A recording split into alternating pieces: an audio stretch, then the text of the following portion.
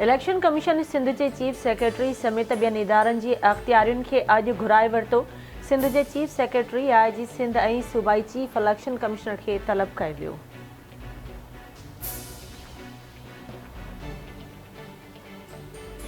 निगरान वज़ीर आज़म अनवारुल हक अॼु कोयटा जो दौरो कंदो। निगरान वज़ीर आज़म बलोचिस्तान जे निगरान वॾे वज़ीर सूबाई काबीना ऐं अहम शख़्सियतुनि सां मुलाक़ात कंदो।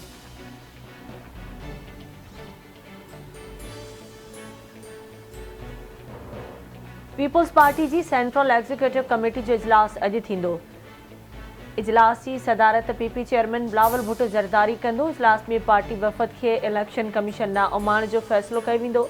मुल्क की मौजूदा सियासी सूरतहाल ते भी वीचारियो वेंदो।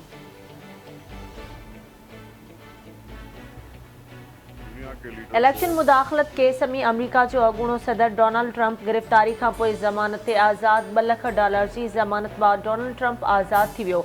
अमरीका में पहिरियों भेरो अमरीकी सदर जे कैडियन वारी तस्वीर भी जारी। डोनाल्ड ट्रंप की आंगुरियुनि जा निशान भी वरता विया। अगूणे सदर के 20 मिनटन की गिरफ्तारी बाद आज़ाद कयो वियो। डोनाल्ड ट्रंप चवे तो 2020 की चूंडुनि के चैलेंज करण जो हक़ हासिल है। को भी गलत कम नाहे कयो। फौजदारी केस नाइंसाफ़ी है।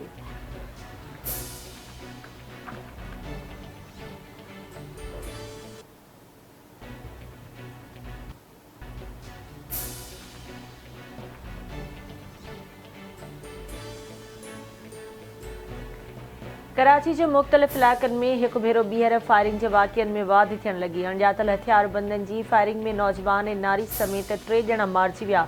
सोराब ॻोठ वेझो अबुल हसन इस्फहानी रोड ते कार ते सवार नारी ऐं नौजवान मारिजी विया।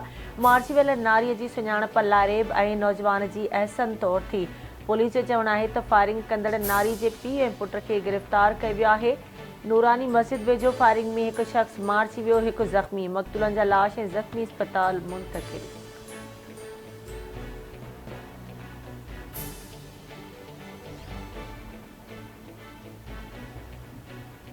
सखर के सीनियर सहाफ़ी शहीजान मोहम्मद महर के क़त्ल जा मुख्य जवाबदार गिरफ़्तार न थी सघिया।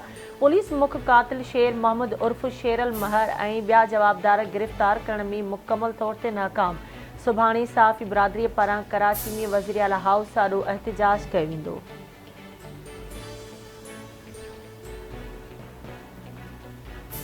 गौसपुर वेझो कशमोर ज़िले की पुलिस पारां दुरानी महर वारे इलाइक़े में रूपोश इनाम याफ़्ता ॾोहारियुनि ऐं मुग़विन की बाज़ियाबी लाइ मुसलसिल 2 ॾींहनि जी हलंदड़ ऑपरेशन दौरान पुलिस मुक़ाबले जा दुरानी महर थाणे ते 2 धार केस दाख़िल।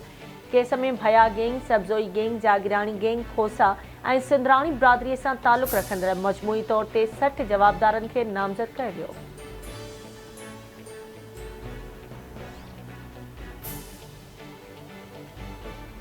भिरिया सिटी में 3 ॾींहं अॻु पुरस्कार नमूने गुम थियल नींगर जो लाश गंदे पानी के तलाउ मां हथ। ठारूशाह वासी 8 वरहनि के नींगर मोहम्मद रज़ा राजपूत जो लाश गंदे पानी के तलाउ मां हथ आयो। इतला ते पुलिस पहुंची लाश खणाए ज़रूरी कार्रवाई लाइ अस्पताल मुंतक़िल कयो।